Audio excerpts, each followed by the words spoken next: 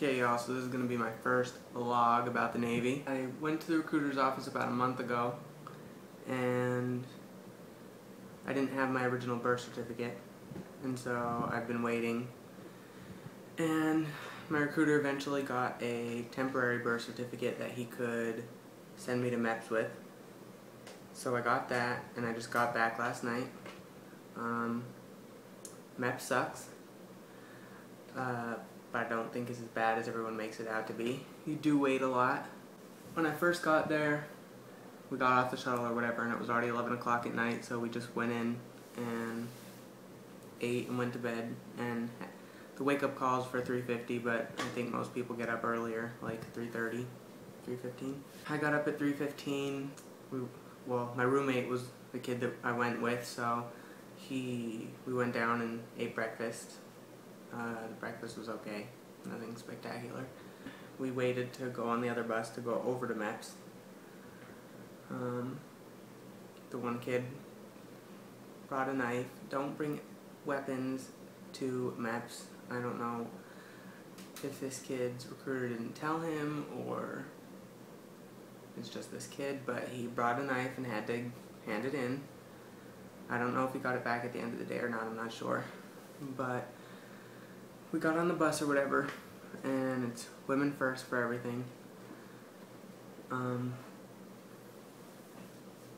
We got on the bus, and they show you a little video about what's going to happen, and then you get there. They call you off the bus, and you go into the barracks, I guess, Mep station, whatever you want to call it, by sections. Like, the first people that went in were the people that were shipping out that day. And then reserves, Marines, Army, Navy, Air Force, you all go in separate. But me, I didn't know I was supposed to go in because I thought he was calling something else, and I waited till the last people to be called, like an idiot. But it didn't really matter because we went in and stood in line anyway. Went through a metal detector. Put your bag through the thing like at the airport, and we went to, after that we went to our floor for, well, I'm in the Navy, so it was we were the only ones on the first floor, and then every other person was on the second floor. And so we went and waited in line for whatever branch we were at. Well, before you get in line, you get a name tag. It'll be hanging on the door for the Navy entrance part, but I didn't do that. I got in line, and then he told us that we needed the name tag. And then we went in there and we did our they like scan your fingerprint, and you basically use that for like the rest of the day. They keep doing it every place you go. Well, not every place, like when you go to the medical floor, they scan your finger. When you sign some papers, they have you scan your finger. And so after we went to our Navy thing, they send us upstairs, and you start going through medical, and you wait in line again. We went in. The hearing test, I think, is what I did first, and you sit in this big box with other people. You put headphones on and like you do the clicking, like you click every time you hear a noise. And me, I was like paranoid, so every time that I thought there could possibly be a noise, I clicked it, so I got 100% on it. So if that's what you need to do, do it. And so then you go over to vision, and in vision they take your blood pressure, and mine was like 92, and I wasn't sure if that was bad or good. But then we did the vision thing, and they show you those, you might have seen them, they're like it's a big circle, and they're like different colored dots, and you have to see what number is there. And so you say a bunch of those, and then you do the typical glasses test where you look into the thing and you say ZVBG on line 2 or whatever. And then you do a depth perception test, and it's like 5 circles in a row and then 3 rows, and you have to say which number it is that's popping out. And then you go to either urine or blood testing. And for me, I went to urine first. And of course, there was a guy who got gun shy and couldn't pee for like a few hours. And he just like sat there drinking water. But I thought I was gonna at first. I was like, oh, I'm not coming back in here again. And people are a little bit dramatic about that too, because the guy that sits there, he's not like standing over you, like looking at it, like he's sitting not that close, like 5 feet or something, like, and so there's 3 people in a row, so he might be able to see the first person's, but he's probably not going to see the second or third person's, unless of course, well, anyway. And then you hold your, oh, I didn't tell you, in the beginning you get this big folder, and it's pretty much all your information. It's like your application, stuff like that. And you hold that in one hand and your urine cup in the other. Then they test it or whatever. When you're done with that, hopefully you're a smart cookie and you passed. And then you go over and get your blood drawn. They had to do it in my left arm because my veins wouldn't come out in my right arm. Whatever. It's not bad. It's just like any other blood test. Take your blood. Take 1 vial of it. The people are generally nice. Some of them, they're like a little bipolar. After your blood test, you go see the doctor for that all scary physical. And you're waiting in between all of this. You wait. I mean, for the urine sample, I only waited probably 20 minutes. And for the blood test, probably 5 minutes. And then for the doctor, actually took probably an hour or so. And so you go in there and he's like, do you have any tattoos? And I do. I have 3. One of them had to get wavered. But, and then, you know, the whole drop your pants, turn your head to the left and cough, turn your head to the right and cough. And, I mean, everyone makes a big deal about that, but if you've ever been in sports or you've actually taken like a real job, some of them actually do that, and so it's really not that big of a deal. But the part that everyone is probably correct that is odd is when, after you do that, you turn to whatever direction and he says, bend over and spread them. And so you do, but he's not like inspecting it. It's just like, okay, you're good. I think he's as scared as we are when that happens. They were all really old men that did it, so it's kind of weird. Everyone made a joke about how they were like Herbert the pervert from Family Guy.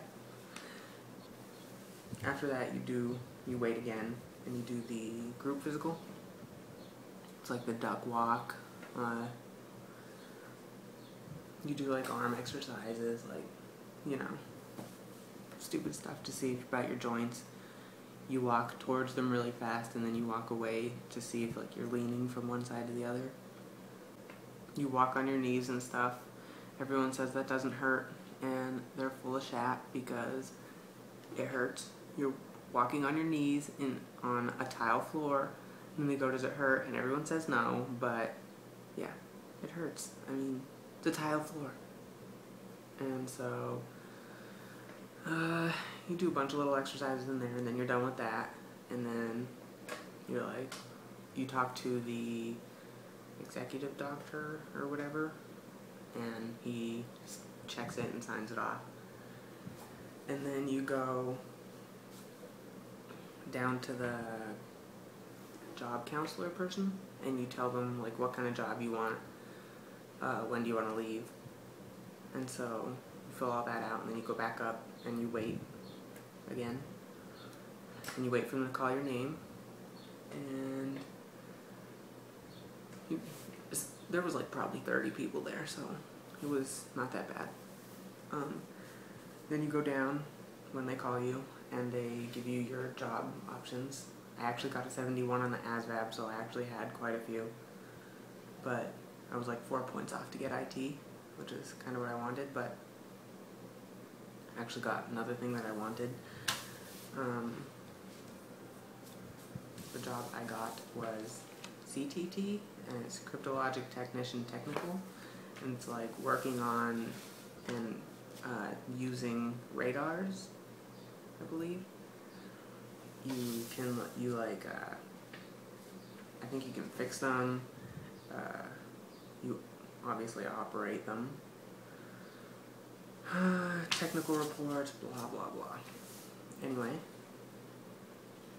you're going to be sitting, well, for my job I'll be sitting in like an air-conditioned room doing computer work, not computer work, radars kind of thing.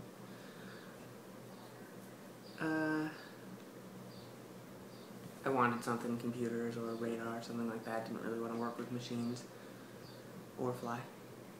But I leave, I ship out October 30th, 2012, and I go to where everyone else goes, to Great Lakes, Illinois for boot camp for 8.5 weeks.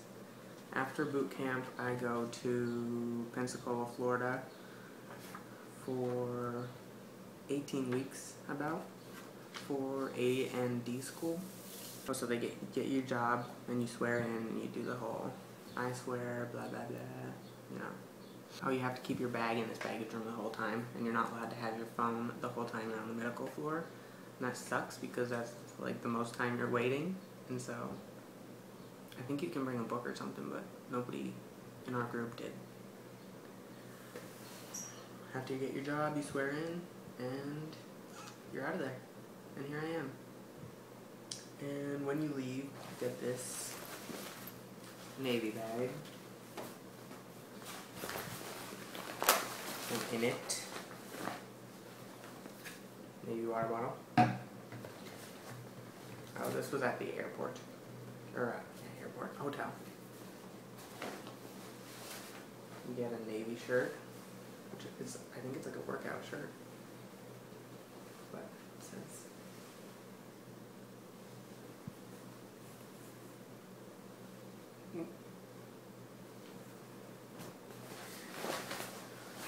a hat that I'm probably not going to wear.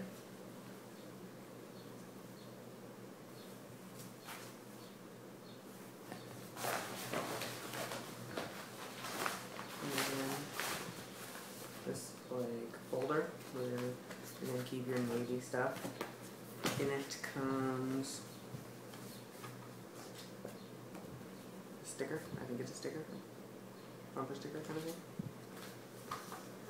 This welcome aboard shipmate thing. I just realized you probably can't read any of this, it's all backwards. This like I'm on my way honor thing. I think this is for like Navy for moms or something. And then your start book, it has like everything you need to know before you go.